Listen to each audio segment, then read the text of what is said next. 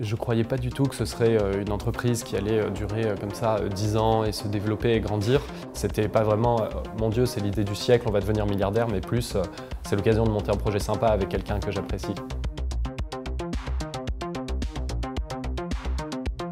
Florian et moi, on s'est rencontrés au lycée en fait, en internat dans le sud de la France. Il était enfant d'expat, moi fils de diplomate. On a passé notre bac ensemble, puis on est monté à Paris. Il y avait du Wi-Fi partout à l'époque et nous on était assez geeks, donc on était assez utilisateurs du Wi-Fi dans les restaurants, dans les cafés parisiens. Et à l'époque il n'y avait pas de smartphone, en tout cas pas autant qu'aujourd'hui. On s'est dit mais il manque quelque chose dans les cafés parisiens. Donc l'idée c'était de dire on va proposer une solution clé en main pour les cafés, les hôtels, les restaurants parisiens qui leur permettent à la fois de proposer le Wi-Fi mais de donner aussi le netbook, le petit ordinateur portable qui va permettre aux clients de s'y connecter. Pour que ça soit un peu l'extension du café internet qui à l'époque marchait encore, qui n'existe plus aujourd'hui. On a pris notre mallette avec nos petits netbooks et notre plaquette et on est allé voir en fait un par un, en porte-à-porte, tous les cafés, les hôtels parisiens quasiment. Ça n'a pas du tout marché. On a dû démarcher 500 ou 1000 cafés à Paris. On a eu probablement le taux de transformation le plus faible de l'histoire de la prospection commerciale. Et ce qui est bien, c'est que ça nous a appris à vendre à des clients, des prospects particulièrement difficiles. Il y avait deux problèmes. Il y avait un problème de stratégie commerciale, c'est qu'on allait voir des indépendants. Et les indépendants, de façon générale, ça oblige à aller voir les gens un par un. Il n'y a pas d'effet d'échelle, comme dans un réseau, donc c'est très compliqué. Et l'autre problème qu'on avait, c'était le produit, c'est-à-dire que le netbook, ces fameux petits ordinateurs portables, c'était à la mode pendant un an, ensuite ça s'est complètement arrêté.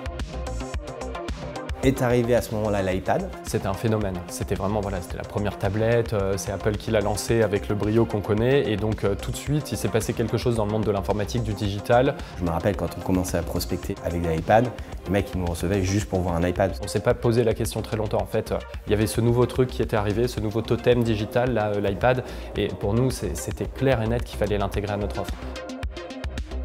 Puis en rentrant dans l'incubateur de Sciences Po, on s'est rendu compte qu'il y avait quelque chose à faire dans les grands groupes. On a discuté avec le DG de Total à l'époque, qui était membre du jury de l'incubateur. Il nous a dit mais pourquoi vous ne faites pas ça dans les aires d'autoroute de Total? On a commencé à envisager une autre vision du produit où la tablette pourrait être aussi un moyen de communiquer dans le point de vente, de pousser des messages et de récupérer de l'information sur les utilisateurs. Et donc on a installé notre première aire d'autoroute, c'était sur l'autoroute de l'Est en France. Et de là est né le vrai Weblib, là où on a commencé à déployer un peu massivement des tablettes chez Total. McDonald's, l'objectif c'est d'être le premier choix des enfants, donc des parents.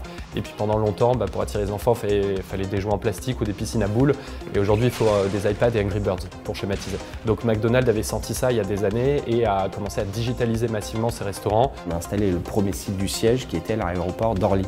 Et McDonald's a continué de faire appel à nous et nous a aussi invités dans les conventions mondiales. C'est une espèce de grand messe à Orlando en Floride, c'est incroyable, il y a 20 000 personnes, des stands du monde entier. Donc c'est à l'américaine, hein. Énormément de monde, très sponsorisé, à la fin ça finit par des concerts de gens célèbres, je crois que c'était Madonna en plus à l'époque, enfin, c'est hallucinant. C'est là que des franchisés américains ont vu nos tablettes et ce qu'on faisait pour McDo en France. Aux États-Unis, le McDo est beaucoup plus cheap.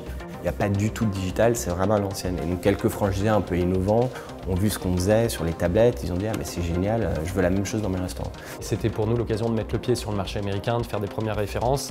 Et c'est vrai que c'est des scènes cocasses quand on va jusqu'à Dallas, on loue une voiture, on conduit encore 4 heures, on arrive au fin fond du Texas sur une aire d'autoroute avec un McDonald's et que là il y a un franchisé qui nous accueille et qui est super content d'avoir ses iPads, qui nous demande de mettre une application sur la Bible, sur l'iPad parce qu'on est au Texas. Et donc bon, c'est vraiment des voyages quoi.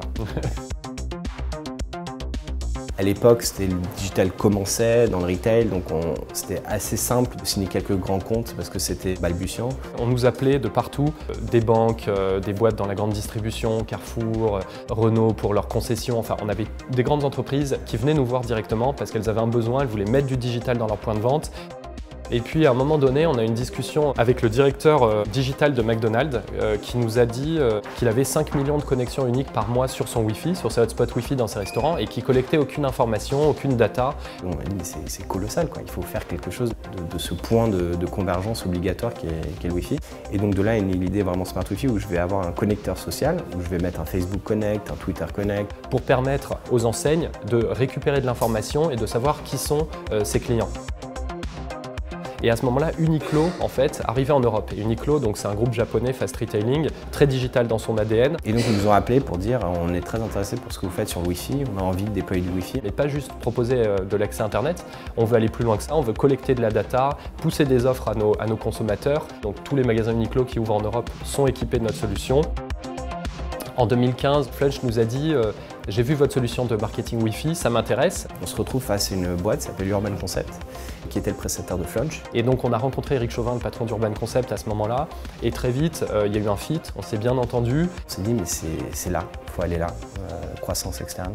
En faisant l'acquisition, en rachetant Urban Concept. Dans l'idée de transformer ce parc de Wi-Fi relativement basique et rajouter cette couche marketing et cette valeur qu'on avait sur Smart Wi-Fi. Et à date, on va avoir plus de 5000 points de vente équipés en Wi-Fi. Et on a plein de projets pour grandir encore à l'avenir et pourquoi pas faire d'autres acquisitions et d'autres opérations de croissance externe.